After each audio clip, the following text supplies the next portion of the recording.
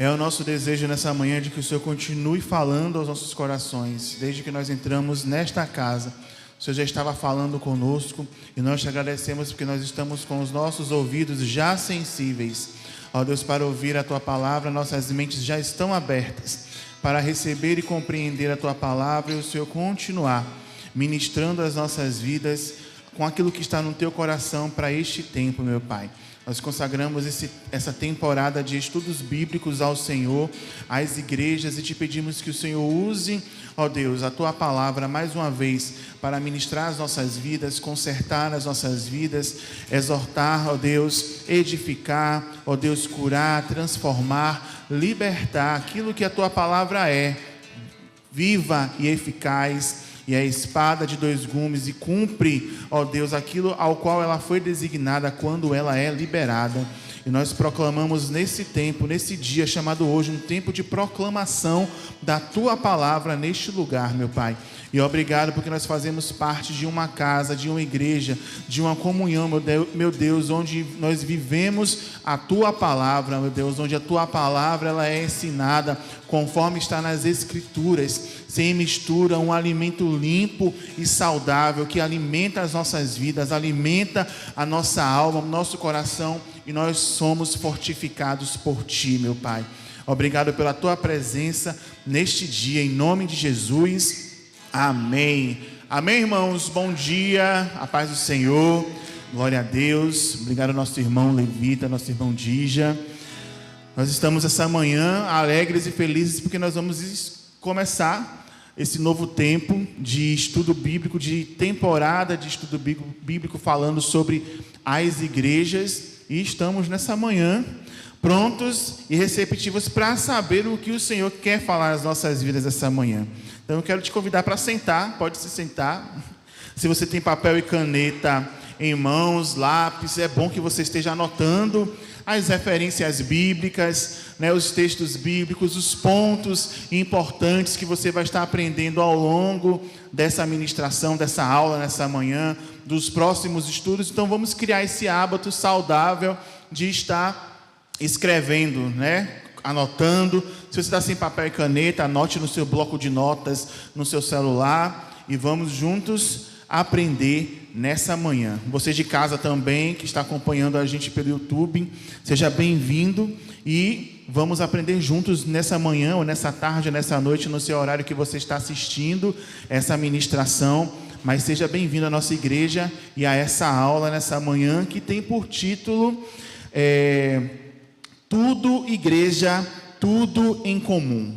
Tudo Igreja, Tudo em Comum. Então, um tema que nós vamos estar aprendendo nesse dia, e nós temos aqui uma introdução.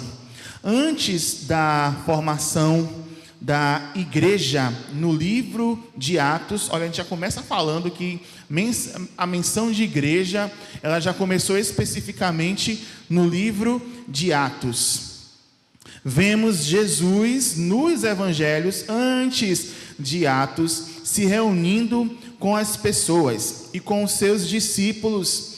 Ele ensinava em casas, montanhas, sinagogas e à beira-mar. Aqueles momentos não eram ainda uma igreja formal, mas sim ajuntamentos de fé, comunhão e revelação da palavra, onde o Senhor Jesus preparava os corações para algo muito maior. Então, quero que você abra agora a sua Bíblia em Marcos 3, do versículo 13 a 14. Marcos 3, 13 a 14. Aí você vai exercitar a sua agilidade para que você possa abrir rapidamente o texto bíblico, mesmo que você dê uma olhadinha no índice, onde está o número da página. Marcos 3, lá no início do Novo Testamento, capítulo 3, versículos 13 e 14. Diz assim: Jesus subiu a um monte e chamou os que ele quis, e eles foram até ele. Então escolheu 12 para ficarem com ele, a fim de enviá-los e anunciar o evangelho. Outra referência bíblica que eu quero que você anote, ainda em Marcos, vai mais para frente, Marcos 6, versículo 34, Quero ressaltar aqui que eu estou fazendo a leitura na linguagem, na NTLH, que é a linguagem de hoje, uma linguagem mais fácil de compreensão. Se você está na Bíblia, Almeida corrigida, ou está na Bíblia no celular, você talvez está com uma versão diferente, mas eu peguei as versões, a versão atual, para que a gente pudesse estar fazendo a leitura. Então, Marcos 6, 34 diz: Jesus viu a multidão e teve pena deles, porque pareciam ovelhas sem pastor. Então começou a ensinar muitas coisas. Agora eu queria que vocês me dissessem se você tem uma versão diferente da minha aqui. Nesse versículo aí de Marcos 6, 34. Quem pode falar?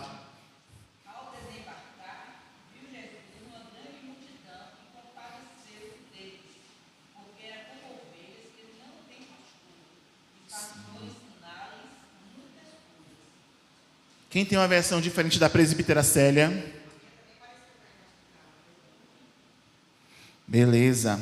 Então, esses ajuntamentos alimentavam espiritualmente o povo, preparando o caminho para o nascimento da igreja. Jesus reunia, ensinava, curava e despertava a fé. Mas a igreja, como corpo organizada e cheio do Espírito Santo, ainda estava por vir. Então a gente entende que, falando sobre igreja, falando sobre ajuntamentos em várias caminhadas de Jesus, vários ajuntamentos de Jesus, encontros de Jesus com as pessoas, com o povo. Especificamente ali não era uma igreja, a gente não via Jesus especificamente em um lugar, em uma congregação, ou tendo um horário específico para reunir as pessoas. Ele ia viajando, ele ia caminhando pelas ruas, ele ia nas montanhas, ele pegava o barco, ia para o outro lado da cidade e voltava. Então ele ia pelos lugares e ia chamando a atenção das pessoas para o evangelho que ele estava pregando, as boas coisas, as boas novas que ele estava anunciando, e as pessoas eram alimentadas por aqueles ajuntamentos, grandes eventos que Jesus fazia com os discípulos, aos quais ele convocou para estar juntamente com ele, né, nesse tempo de pregar a palavra de Deus. Então ele ia caminhando e ia despertando isso pela cidade.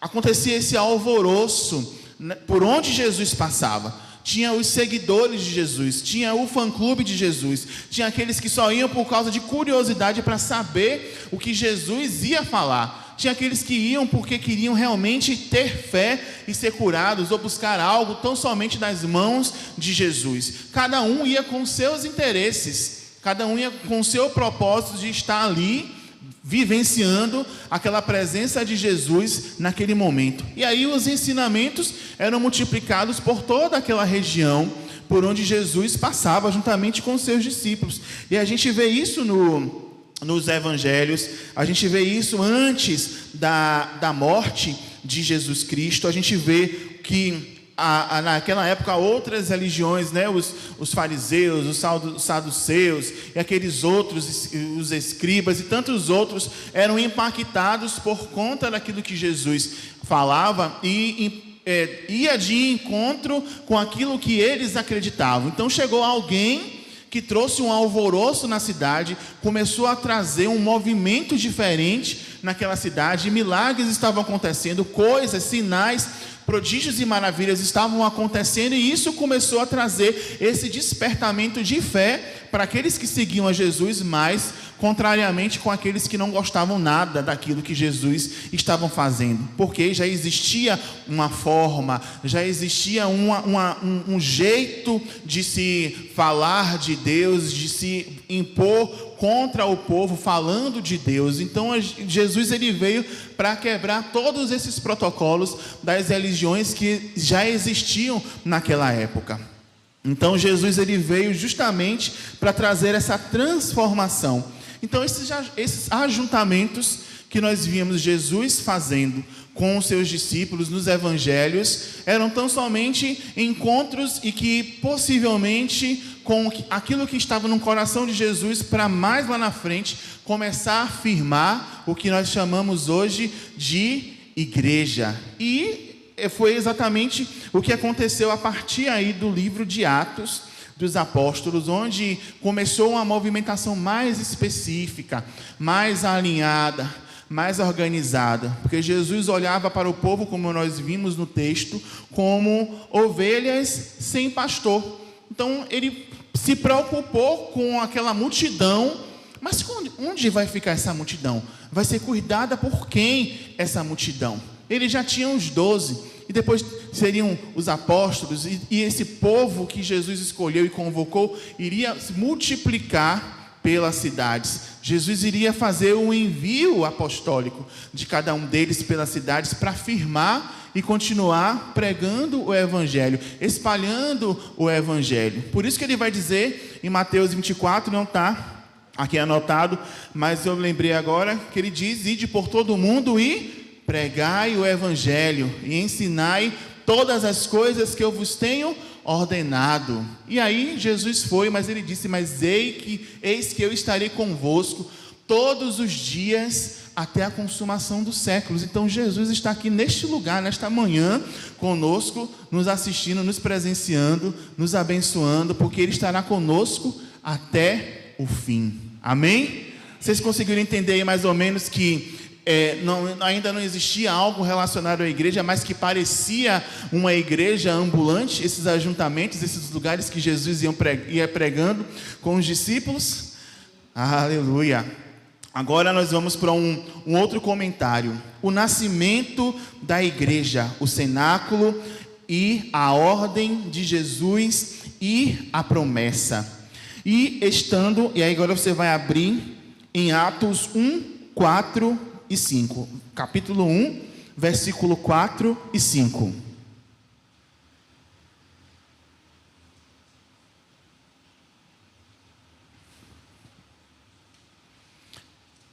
Atos 1, 4 e 5. E estando com eles, Jesus ordenou: não saiam de Jerusalém, mas fiquem esperando a promessa do meu Pai, que vocês ouviram de mim. Pois, de fato, João batizou com água, mas dentro de poucos dias vocês serão batizados com o Espírito Santo. E agora você pula para o versículo 14. Todos eles se reuniam sempre em oração com as mulheres, com Maria, a mãe de Jesus, e com os irmãos dele. Pula agora para o capítulo 2, versículo 1. Capítulo 2, versículo 1 de Atos. Quando chegou o dia de Pentecostes, todos os seguidores de Jesus estavam reunidos aonde? No mesmo lugar.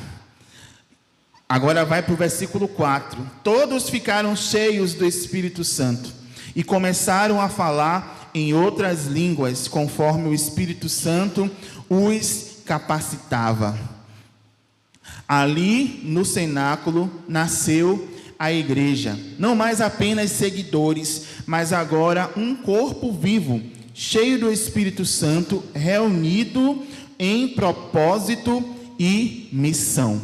Jesus ordenou que eles estivessem em Jerusalém, estivessem reunidos, e eles estavam ali no cenáculo em oração. A história de Atos 1 e 2, a descida do Espírito Santo, você já conhece. Se não conhece, lê depois lá Atos 1 e 2, que você vai relembrar como foi todo esse movimento do Espírito Santo, da descida do Espírito Santo. Mas foi uma ordenança de Jesus que eles estivessem ali em oração. 120 pessoas no cenáculo, num quadrado, ali em oração, esperando a promessa que Jesus falou, que não deixariam eles sozinhos. E veio a descida do Espírito Santo através daquilo que Jesus disse que ia cumprir, e eles estavam ali reunidos, unânimes, no mesmo propósito, numa mesma missão, com o mesmo comando que Jesus tinha dado. Então é importante que Jesus ele foi, mas ele deixou a ordenança, e mesmo sem a sua presença, mesmo sem ele estar ali, mesmo sendo sem no decorrer dos capítulos e das outras histórias dos outros homens de Deus, A ordenança de Jesus, ela prevaleceu sobre os homens de Deus, sobre as mulheres de Deus, sobre os comandos que Jesus tinha ordenado, antes dele subir aos céus e com a descida do Espírito Santo, com aquilo que se prosseguiria até os dias de hoje, que nós estamos aguardando a volta de Jesus. E estamos com essa expectativa no Senhor, porque a gente vê a cada dia como o nosso obreiro Cláudio, eu falar obreiro Caio, amém, Senhor, abençoe a Caio, onde quer que ele se encontre nesse momento, em nome de Jesus, obreiro Caio, Pai. E falou aqui nessa manhã que nós estamos às vésperas da volta de Jesus pelos acontecimentos. Então estamos até hoje grudados, firmados nas promessas e nas palavras de Jesus, até que Ele venha. E o que é ser igreja? E agora você vai abrir, vai voltar para Mateus, no capítulo 16, versículo 18. Vai anotando. Mateus 16, versículo 18. Nós tivemos uma excelente aula há semanas atrás, com o nosso obreiro de Javan, falando sobre o que é ser igreja. Eu indico você para reassistir essa ministração que já está lá no nosso canal. Você vai colocar lá o arroba na busca, arroba Igreja Batista 25 anos. Você vai encontrar a nossa igreja lá no YouTube facilmente. E Mateus 16, 18 diz: portanto, eu lhe digo, você é Pedro, e sobre esta pedra construirei a minha igreja, e nem a morte poderá vencê-la. Antes disso, Pedro havia declarado: o Senhor é o Messias, o Filho do Deus vivo, que está no versículo 16. A palavra igreja, eu quero saber quem sabe o que significa a palavra igreja.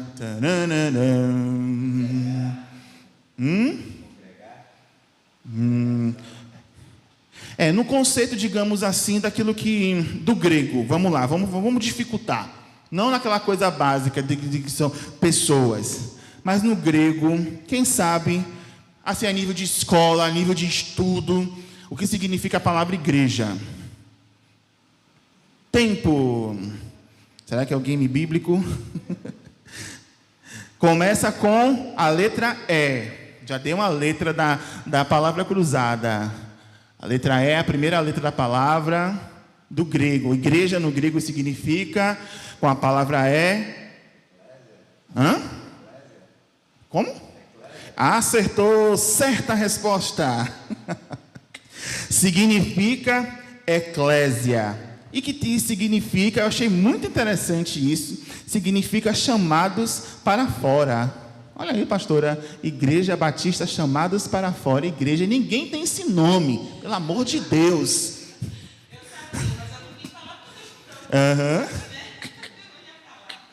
Então, fica aí a dica, né? Minha indicação ao vivo, né? Igreja Batista chamados para fora. Eita, meu Deus.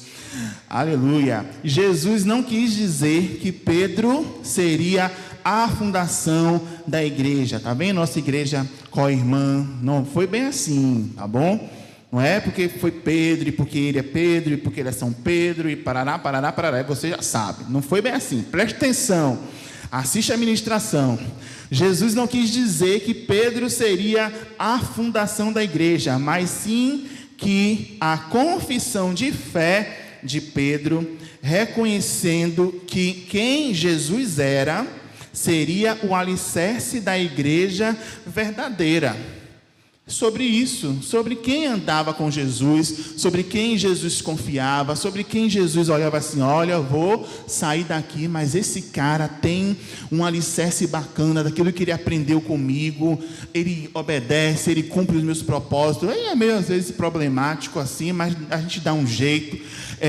Mas sobre o alicerce dele, sobre o conhecimento dele, aquilo que eu estou nele, fazendo nele, abençoando a vida dele, a igreja, as pessoas poderão ter ele como uma referência daquilo que ele conheceu de mim, daquilo que ele testemunhou em mim, daquilo que ele viveu em mim, para que eu possa firmar a minha igreja, o meu grupo de pessoas, de irmãos, de seguidores aqui na terra, para aquilo que viesse a ser aquilo que nós somos hoje, igreja de Cristo.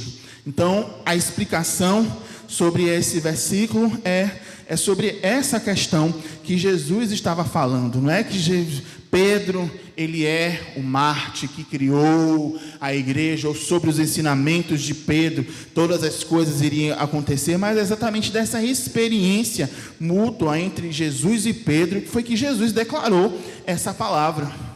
Amém aí, irmãos? Glória a Deus. Alguém queria fazer algum comentário até aí?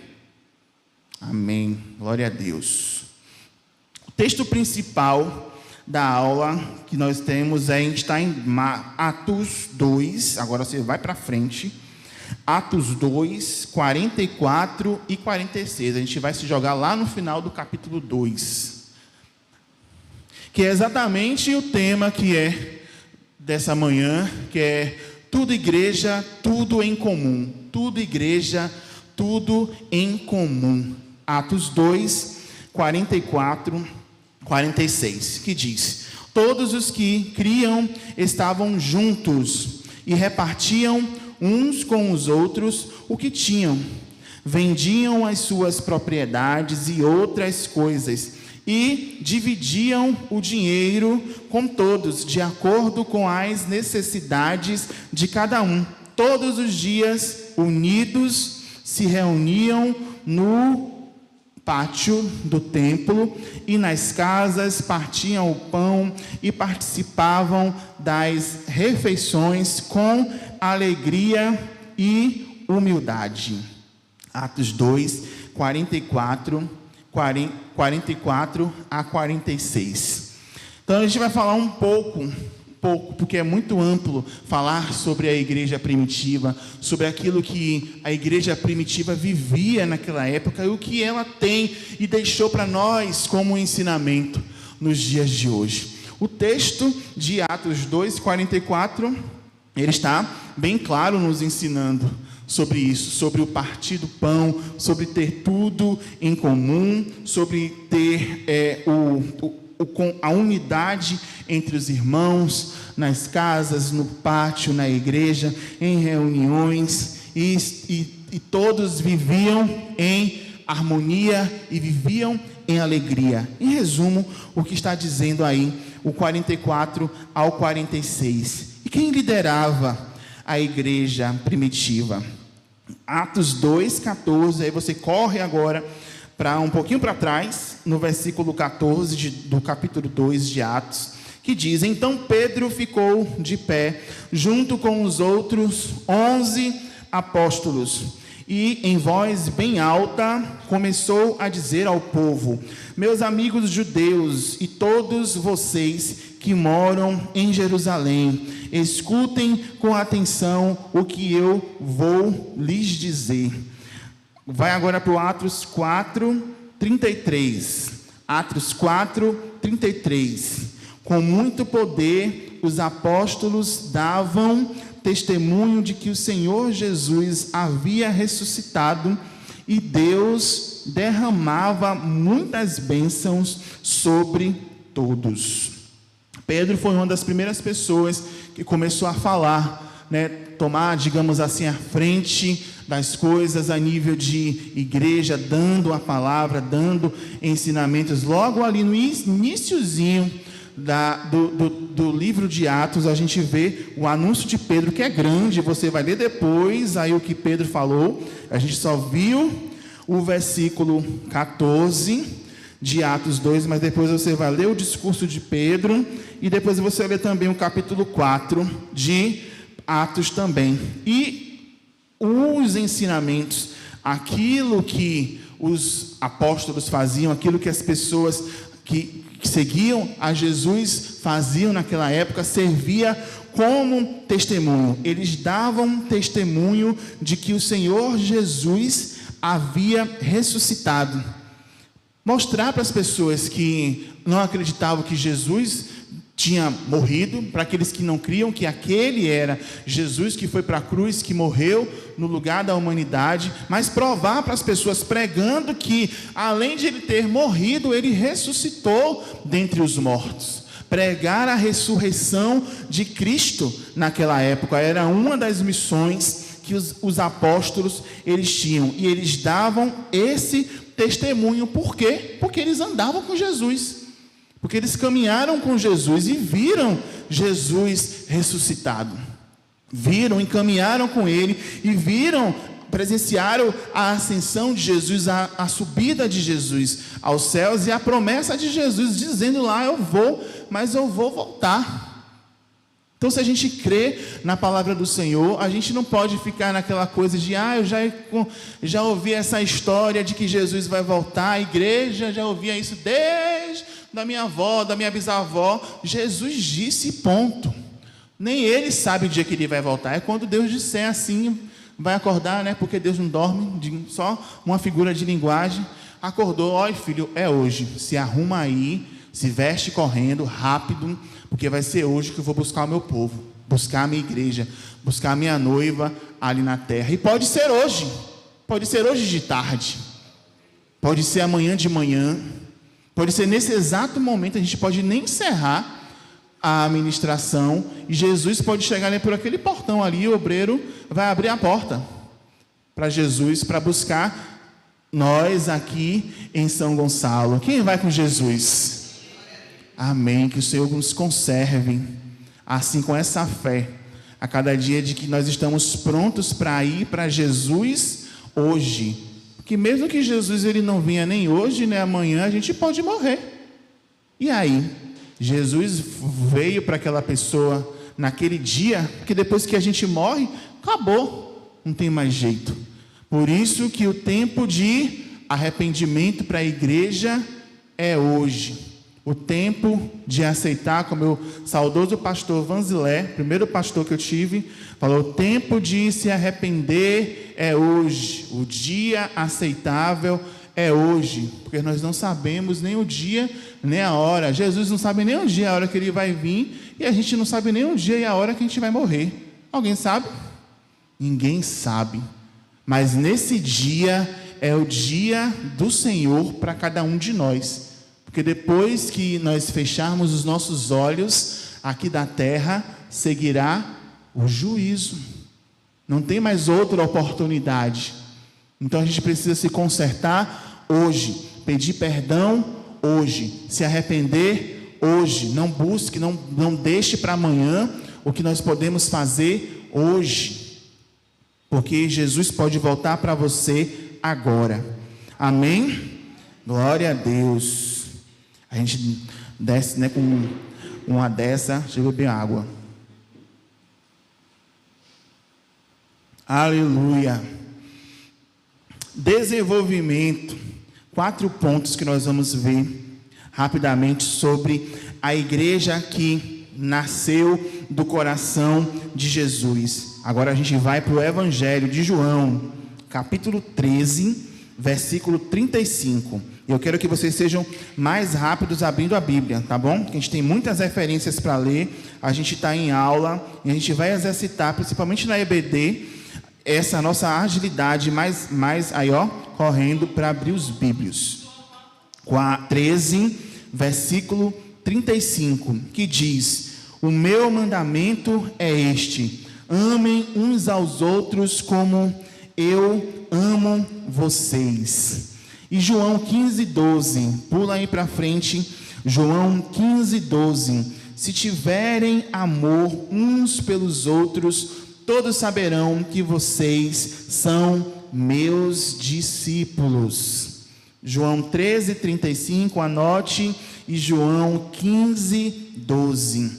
O primeiro ponto que a gente vê, que a igreja de Jesus, os seus discípulos, a igreja nasceu do amor de Cristo. Porque se nós entendemos, aí sim, nós vemos aquilo que o obreiro de Javão falou, que igrejas são pessoas e somos nós. Nós entendemos que agora não necessariamente a gente precisa se configurar como aqueles que estavam no cenáculo, os 120 que estavam no cenáculo em oração. Mas hoje a gente já entende que nós somos essa igreja viva. Eu e você somos a igreja. E sozinho eu não sou igreja, como nos aprendemos na ministração. Não é isso, Dija? Sozinho nós não somos igreja. Eu e você, você e eu, todos nós juntos, nós somos a igreja de Cristo e Ele é o cabeça da igreja. E a igreja nasceu do amor de Cristo. Vamos reler? O meu mandamento é este, a minha ordem é essa. O que eu estou mandando para vocês é isso: amem uns aos outros como eu amo vocês. A gente tem noção do amor de Cristo por cada um de nós? A gente não consegue mensurar. Eu nunca saberei o preço dos meus pecados lá na cruz, a gente já canta. A gente não tem noção do amor de Jesus por nós, mas Ele deixou esse mandamento: amem uns aos outros. Nós estamos amando os nossos irmãos, igreja primitiva. Já lemos lá Atos 2, os princípios da igreja primitiva básico, o filézinho ali por cima, da igreja primitiva que tinha tudo em comum. E as bases dessa igreja que Jesus deixou para cada um de nós, que é de amar uns aos outros, assim como eu amo vocês. E aí o 15:12 diz: se tiverem amor uns pelos outros, todos saberão que vocês são meus discípulos. Se vocês tiverem amor uns pelos outros, todos saberão. Todas as pessoas que precisam conhecer a Jesus, todas as pessoas da sua família, todas as pessoas da sua parentela, da sua casa, saberão que vocês são meus discípulos. Diferente de somente seguidor de Jesus. Tem gente que vai seguir a Jesus, mas tem gente que vai ser discípulo de Jesus. Aquele que foi gerado por Deus, discípulo ensinado por Ele, faz tudo o que Ele fez aqui na terra e cumpre os mandamentos dEle. É diferente. Então a gente precisa, como igreja primitiva, que tem o amor de Cristo em nós, exercitando o amor uns pelos outros, entender de que nós somos discípulos, nós não somos seguidores. Igual as redes sociais, a gente segue 300 milhões de pessoas, mas a gente não acompanha todas essas pessoas que a gente segue. Vez ou outra aparece alguma coisa daquela pessoa que a gente segue, ou aparece no status lá do WhatsApp, ou do Instagram. É diferente. Mas se você seguir aquela pessoa, ser um stalker, ali ver todos os dias as suas postagens, ver tudo que ela faz, marcar todas aquilo que ela publica, que ele publica, você vai ser diferente. Você não vai ser mais do que um seguidor, você vai acompanhar mais de perto aquela pessoa. Então Jesus está nos comparando isso nos dias de hoje. Nós somos mais do que seguidores, nós somos discípulos de Jesus para fazer outros discípulos. Amém? A igreja nasce da fé, mas se sustenta no amor. O amor é o sinal visível de quem anda com Cristo. Quem ama, serve e caminha junto. Segundo ponto, a igreja primitiva tinha tudo em comum. E agora você vai para Atos 4, versículo 33 e 35. Atos 4, 33 a 35.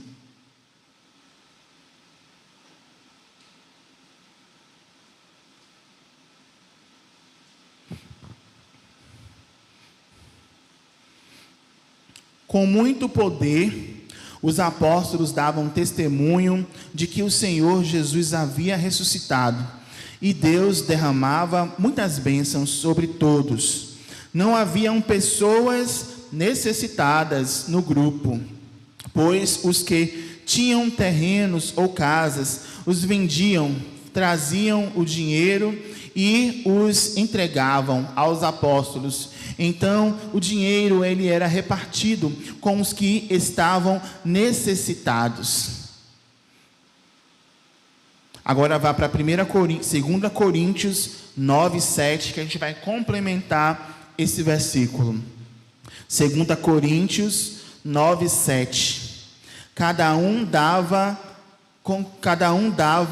daquilo que resolveu no seu coração, sem tristeza nem obrigação, pois Deus ama ao que dá com alegria. Se nós somos a igreja que somos discípulos de Jesus, entendemos os seus mandamentos e amamos uns aos outros, tudo o que nós temos é em comum. As necessidades uns dos outros, a comunhão uns com os outros, o repartir do pão uns com os outros e olhar as necessidades uns dos outros. Por isso que a igreja de Cristo hoje na terra tem toda essa estrutura, tem a estrutura de ação social, de necessidades básicas, de ensinamento, de estudo, como a igreja sede, por exemplo, tem toda uma estrutura de ação social, faculdade, escola e tudo mais. E nós também aqui temos a ação social e temos, de alguma forma, sanado as necessidades uns dos outros, princípios bíblicos de compartilhar, de estar junto, de ver a necessidade do outro, de compartilhar aquilo que está na palavra de Deus, aquilo que está como um ensinamento da igreja primitiva. De faltar o transporte e lá no meio do culto perguntar a alguém se poderia ajudar, ter em comum alguém que pudesse ajudar o obreiro Cláudio, como por exemplo ele compartilhou um outro obreiro abençoou a vida dele no momento de necessidade.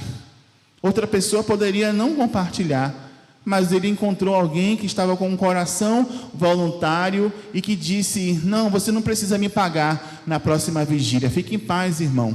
Então ele, com alegria e sem pesar no seu coração, abençoou a vida do nosso irmão. E isso vai muito mais além do dinheiro. Talvez você está preocupado com os dinheiros, né? As propriedades, os terrenos, mas a gente configura essa parte da igreja que está em comum, em você ter e ver a necessidade do seu irmão, e não somente naquilo que é no físico, mas também no espiritual, de você abençoar a vida do seu irmão. À medida que a gente ama, a gente abençoa, a gente se sensibiliza com isso e consegue alcançar os nossos irmãos. Talvez aquele que você não tenha tanto relacionamento, talvez seja uma oportunidade de estar junto, de ver a necessidade do irmão. Então não veja essa palavra tão somente como algo físico, como algo que você tem que dar um dinheiro, como algo que você tem que dar uma cesta básica, como algo que você tem que dar um pix abençoando o irmão. Não necessariamente nessa questão física, mas na necessidade de que não havia necessidade entre eles, a ponto de essas coisas. Eles entregavam com voluntariedade, eles serviam ao Senhor sem segundas intenções, com voluntariedade, com alegria. Eles viviam nessa união. Agora abra em 1 João, lá no fim, 1 João 3, versículo 17, diz assim: se alguém tiver muito dinheiro neste mundo e ver um irmão passando necessidade, mas não tiver pena dele, como pode afirmar que ama a Deus? E aí volta e anota Romanos 12:13, complementando a palavra: repartam o que vocês têm com os que estão passando necessidade e sejam generosos em ajudar. Aquilo que a pastora falou, até eu li agora o versículo e lembrei, né? Seja generoso em ajudar. Nós vamos participar do seminário de intercessão, amém? Amém. E nós vamos doar um pacote de café. E a pastora falou, né? Doe um café que não seja um café ruim, inferior. Por exemplo, não compre, o pastor falava aqui da margarina Deline, né, que ele falava lá o que era. Não compre, por exemplo, o café da Mari, que é horrível. Não era café da irmã Mari não, viu? Da Mari. É a marca mesmo, da Mari. Não compre essa marca, irmãos, é uma marca ruim. Então, aquilo que a pastora falou do Maratá para cima, tem lá as marcas, né? Você pode escolher, está tudo praticamente na mesma faixa, mas qual é o café que você gosta de beber? É o café que você, com amor no seu coração, se preocupando com o seu irmão, você vai comprar um da Mari da vida? Você não vai. O nosso coração é provado, Deus está olhando a nossa oferta, igual a da viúva, que não tinha nada, mas ela se esforçou tanto e deu tudo o que tinha naquele dia em que estava todo mundo trazendo muitas coisas no altar, mostrando o que ele estava trazendo. Mas nesse simples exemplo, você pode ser generoso. Entregue a sua oferta com generosidade. Você vai pegar o melhor café, o café que você gosta. Talvez o que eu acho o café Maratá ruim, mas é incrível para a presbítera Célia. Então ela vai comprar o café Maratá e vai doar o café Maratá. Mas talvez o Maratá seja ruim para o diácono Oswaldo, para a pastora Ana, para Oswaldo, para Fidel. Então ele vai comprar os 3 corações. Ah, que bonitinho, Pai, o Filho e o Espírito Santo, 3 corações. Aí, dona 3 corações, estou fazendo propaganda de graça para você no YouTube, viu? Ai. Então, a voluntariedade e a generosidade está justamente nisso aí, no que vai mover o seu coração, daquele que dá sem pesar. Um pacote de café caro, hein? Mas você sabe quanto custa fazer um seminário desse? Comprar uma passagem de avião para o pregador, uma estadia no hotel, alimentação e tudo mais. Você acha que realmente um pacote de café vai pagar? Não vai. Até porque não vai ser através do café que a gente vai pagar, a igreja vai pagar o seminário. Vai ser revertido para outras famílias, porque a gente sabe que é um item que realmente é caro hoje na cesta básica. Mas nós que somos generosos, somos abençoados, somos discípulos do Senhor, nós não vamos olhar para isso, porque o Senhor vai nos prosperar. E nós vamos poder comprar o café que a gente compra na nossa casa, para abençoar ao nosso irmão, que vai receber esse café lá no seminário. E o Senhor vai estar olhando a nossa oferta, de amor e de sacrifício também, mas generosa, e Deus vai se alegrar com a nossa oferta. E assim a gente vai seguindo em tantos outros exemplos de generosidade, de amor, de se compadecer do próximo, e aí a gente segue a vida nisso aí. Romanos 12, não, a gente já leu. Gálatas 6, 2, a gente está se aproximando do fim. Gálatas 6, 2, que diz: levem os fardos uns dos outros, e assim cumpram a lei de Cristo. Que é amar uns aos outros, levem os fardos uns dos outros. Alguém tem uma versão aí diferente do fardo? Quem pode ler? Levem as cargas uns dos outros, e assim estarão cumprindo a lei de Cristo. Quem tem outra versão diferente? Na palavra fardo aí tem outra coisa diferente.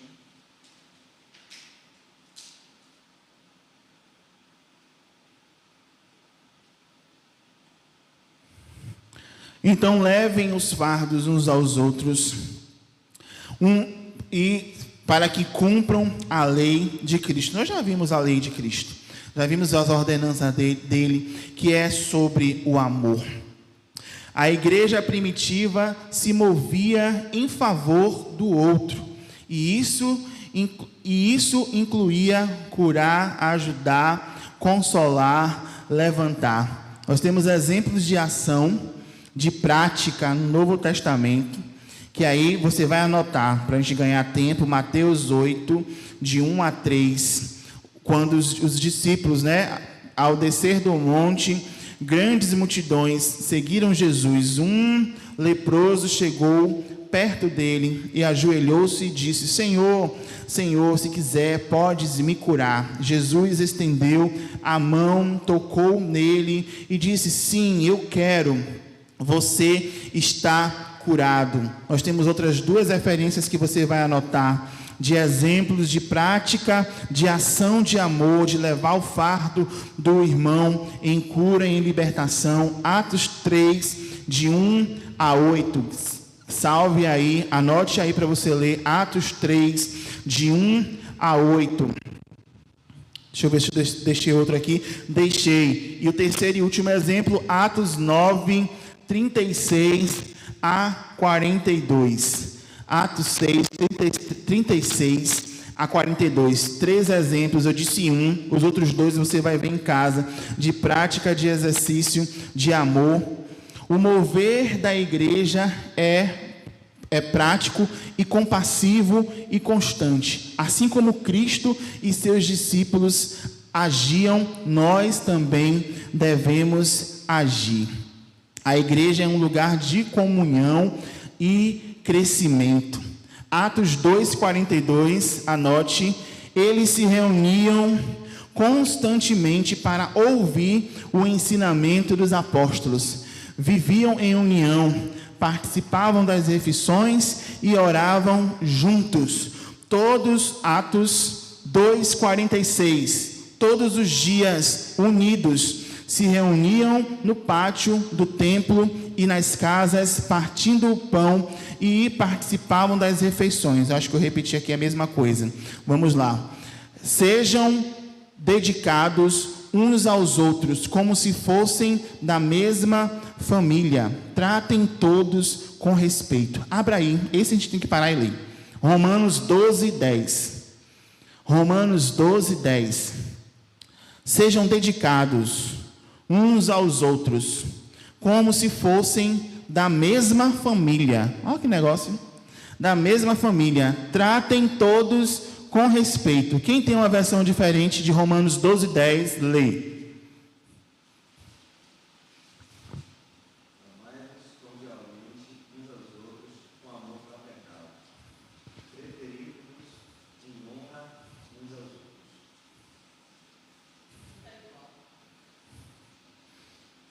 Alguém mais?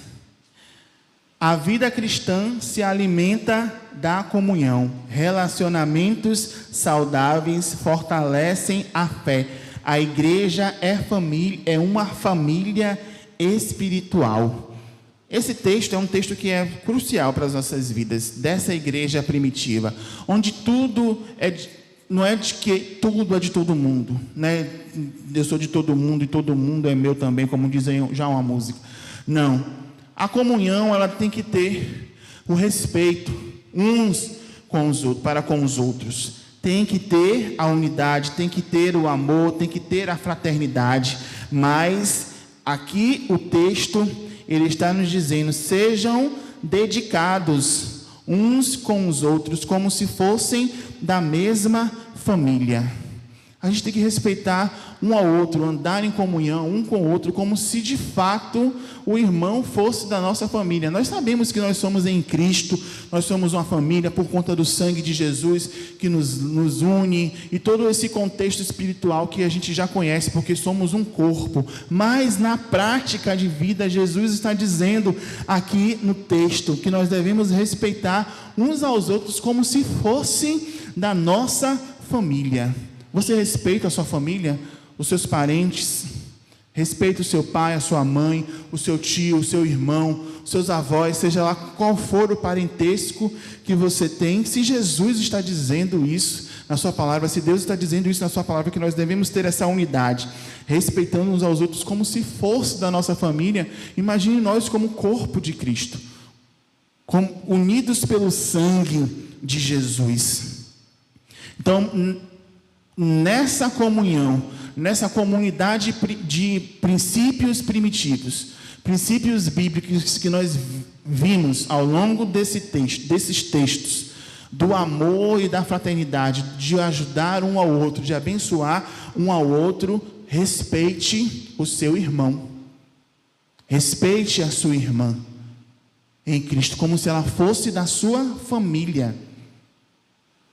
Ter consideração como se fosse da sua família. Não tem gente que a gente fala do nosso amigo, né? Mas eu te considero como se fosse da minha família. Por quê? Porque a gente tem um auto-respeito, um auto-amor, uma outra coisa que a gente considera aquele amigo, aquela pessoa como se fosse da nossa família. É minha amiga ali, viu? Mas eu te considero como se fosse da minha família. É irmão ali, viu? É amigo mesmo, é amiga mesmo. A gente não tem sempre alguém assim? A gente sempre declara isso. Então Jesus está falando a mesma coisa, para a gente ter esse respeito um para com o outro. E a gente está se aproximando do fim. A gente vai para o último ponto. Eu tenho 15 minutos e vou gastar menos do que isso para te falar. A igreja hoje, como viver tudo em comum.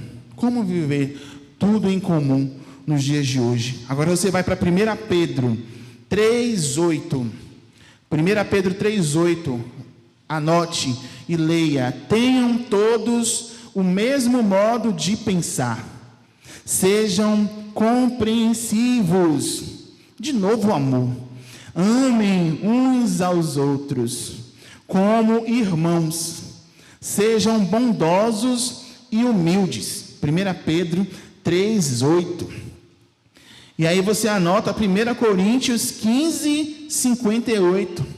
Igreja primitiva no dia de hoje, estejam sempre dedicados à obra do Senhor, pois vocês sabem que no Senhor Jesus o que vocês fazem não será inútil. Aleluia. Hebreus 10:25. Hebreus 10:25. Não abandonemos, como alguns estão fazendo, o costume de nos reunirmos para adorar a Deus. Pelo contrário, animemo-nos uns aos outros, e ainda mais agora que vocês veem que o dia do Senhor está chegando. Estou todo arrepiado com esse versículo aqui, gente. Todo arrepiado. Olha o que a gente falou aqui no início do culto. Olha o que a gente tem pregado aqui sempre, tem vivido aqui sempre. Que o amor de muitos se esfriará, e muitas pessoas estão abandonando as igrejas, estão mudando de igreja, porque achar que a igreja A é a igreja B, a igreja C. Eu já passei por 2 igrejas, é tudo a mesma coisa. É tudo igual, tudo crente, com problema, que a gente se fere, a gente se fala, não sei o quê, e fica de mal, e pede perdão, e pisa no pé, não sei o quê. Os mesmos problemas não vai mudar se você mudar de igreja. Não vai, filho. Vai por mim. Já passei por uma igreja batista São Marcos, minha primeira casa, bênção de Deus. Já convivi na sede e estou em São Gonçalo. Nas 3 igrejas, os mesmos problemas, as mesmas questões, os mesmos tipos de pessoas, as mesmas situações. Não para com essa maluquice de que a outra igreja vai ser melhor, que vai ser tudo lindo. Basta ela te conhecer. Basta você conhecer o irmão, a irmã lá, que você vai ver que vai ter os mesmos problemas. Acorda para a vida, em nome de Jesus, e floresça onde o Senhor te plantou, porque não dá mais tempo. Eu mesmo hoje, eu não me considero, não tenho tempo nem paciência de pensar em congregar em outra igreja, de sair. Porque Jesus já está chegando já ali, eu não tenho paciência mais de pensar nisso.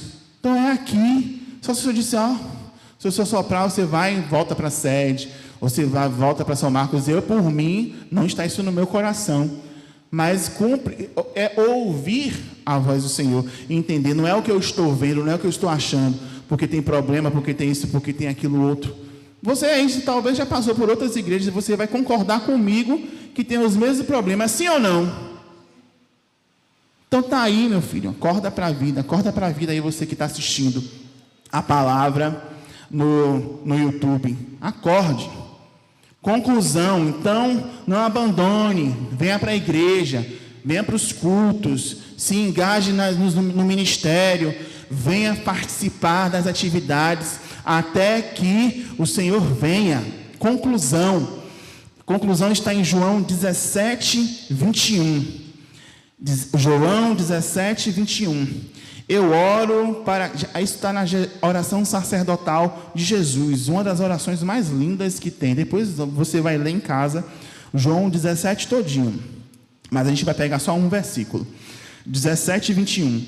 Jesus orando. Eu oro para que todos sejam um, assim como tu, meu Pai, estás unido comigo, e eu estou unido contigo, que eles também estejam unidos conosco.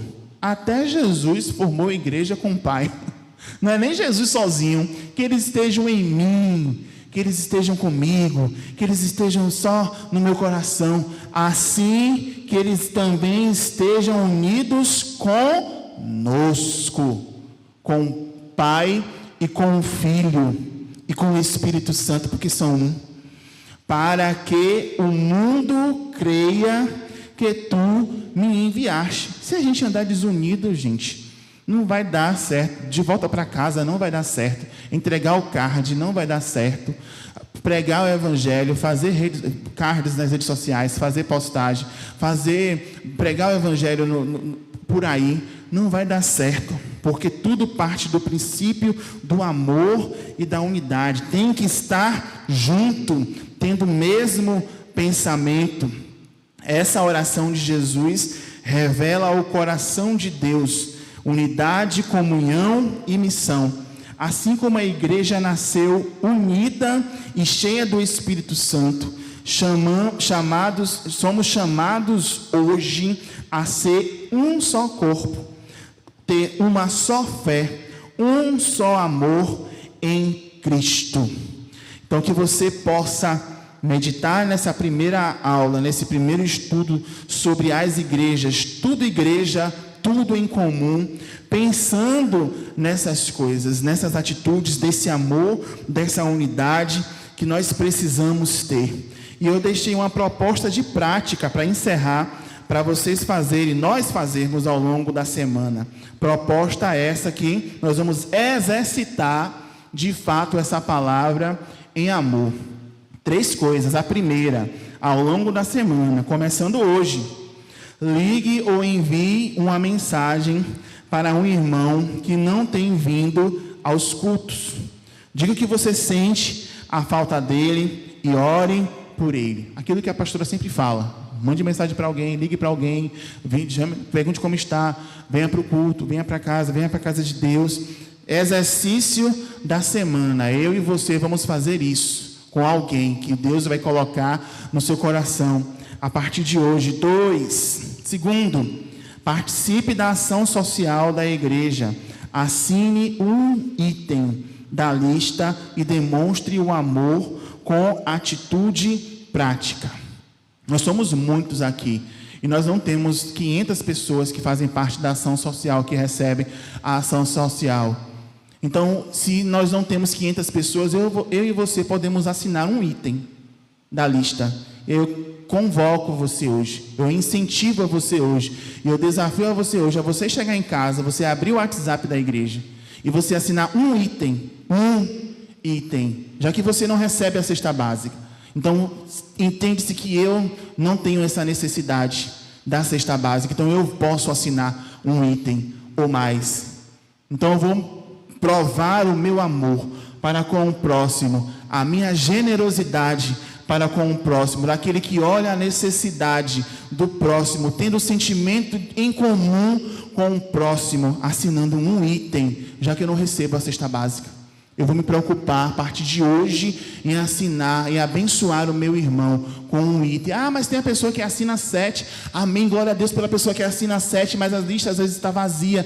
Precisa da minha assinatura, precisa da sua assinatura, que não recebe a cesta básica de ação social da igreja. Então eu quero desafiar você a ter esse amor, essa compaixão. Eu não estou te pedindo como obrigação. Eu estou pedindo para que o Senhor mova o meu e o seu coração para a ação social da igreja, para que nós possamos doar com alegria. Então eu quero sim te incentivar a assinar hoje, pegar hoje essa lista e assinar, e assim todas as outras que tiver, e abençoarmos os nossos irmãos. Amém? Glória a Deus. E terceiro e último, ore intensamente pela igreja esta semana. Clame para que o Espírito Santo gere o mesmo sentimento que houve em Cristo Jesus em cada coração, especialmente nesse tempo em que nós estamos em jejum e oração. Nós permanecemos no propósito de jejum e oração, e nós lemos aí um dos textos que fala que nós temos que ter o mesmo pensamento, estar com tudo em comum, andando na mesma linha, e nós permanecemos nesse propósito de jejum e de oração. Então, 3 coisas que nós vamos exercitar essa semana. A segunda é mais fácil. Já está aí de cara no nosso WhatsApp que a gente vai fazer isso quando a gente chegar em casa. Em nome de Jesus. E a gente vai abençoar. Coloca lá um versículo, né? Assina, puxa lá, copia o seu nominho, bota lá, bota um versículo que incentiva o irmão também a abençoar, a olhar com compaixão, com amor, tudo com ordem, tudo com decência. E você, dentro da Bíblia do Senhor, incentiva, anima o outro. Anima um ao outro. A palavra está dizendo que nós devemos nos animar uns aos outros. Está escrito na palavra. Então está tudo bíblico, está tudo enxertado literalmente na palavra do Senhor. Então que o Senhor abençoe as nossas vidas esse dia com essa primeira aula, com esse primeiro tempo de ministração, e já estamos com expectativa daquilo que o Senhor vai ministrar às nossas vidas essa noite, em nome de Jesus. Vocês entenderam?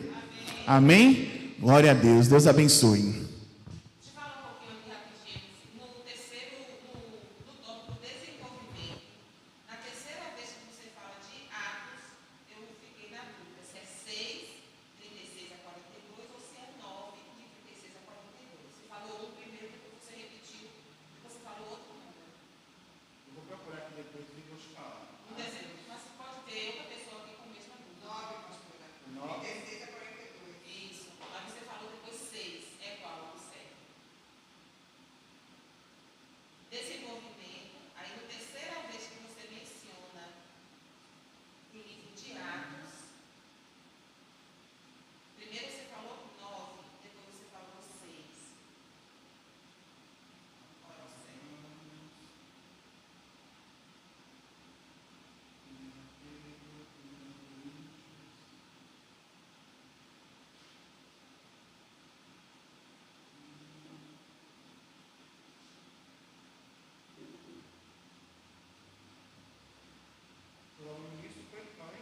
Desenvolvimento, tópico desenvolvimento. Aí você vai descrever alguns versículos. É a terceira vez que você menciona o livro de Atos na ordem. Aí você fala.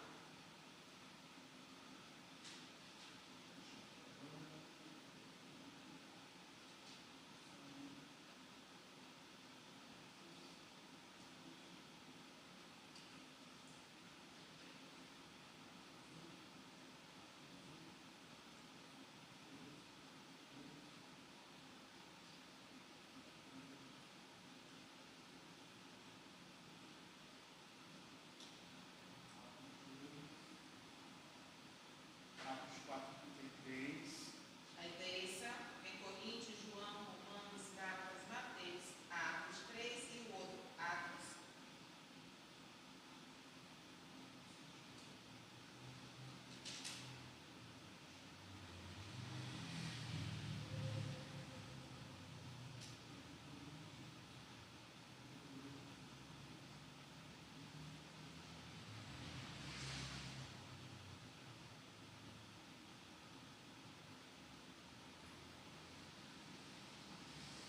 Eu não vou ter Atos 9, não. Tem Atos 3, 1 a 6. Aí logo depois de 3, de 1 a 8, aí embaixo você falou do outro Atos. É 6 ou 9? Você falou 2 vezes dele. Atos 3, de 1 a 8. Pronto, e depois desse, Achei. Atos 9, 36 a 42. pronto, é isso aí. Eita, Atos 9, bom. 36 a 42. Isso. Amém. Glória a Deus.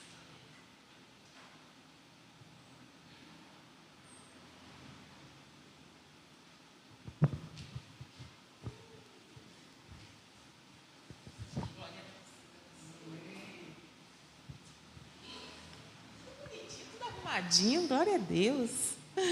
Glória a Deus. Então é isso. Então, é claro que a gente não vai falar tudo de cada igreja, né? Senão a gente ia levar, acho que até 2030 aqui, falando das igrejas. Mas isso é, como eu sempre digo, né, um pontapé inicial para que vocês continuem dando andamento ao estudo. Né? Nesse caso de hoje, ele começou a falar sobre a igreja primitiva. Dentro desses textos que ele te deu, você vai buscando mais. E assim a gente vai cavando mais um pouco e aprendendo mais em casa. Porque o que o Senhor ministra em nossos corações, Ele vai continuar ministrando a vocês em casa. Amém? Vamos nos colocar de pé. Aleluia. Louvado seja o teu nome, Jesus. Obrigada, meu Pai, pela porção da tua palavra que foi ministrada aqui, Senhor. Nos dá graça, entendimento, discernimento. O teu espírito, meu Pai, que está lá em Isaías 11, espírito de entendimento, de sabedoria, de discernimento, que esse espírito venha sobre nós e a gente possa entender melhor a tua palavra, aquilo que foi ministrado, meu Pai. Traz em nós o que tu queres, em nome de Jesus, para que a gente possa crescer e galgar a estatura de varão perfeito, em nome do Senhor Jesus, o Cristo, o Filho de Deus. Que a graça de nosso Senhor Jesus, o amor de Deus e as consolações do doce e amado Espírito Santo estejam com todos nós, em nome do Senhor Jesus. Amém. Aleluia.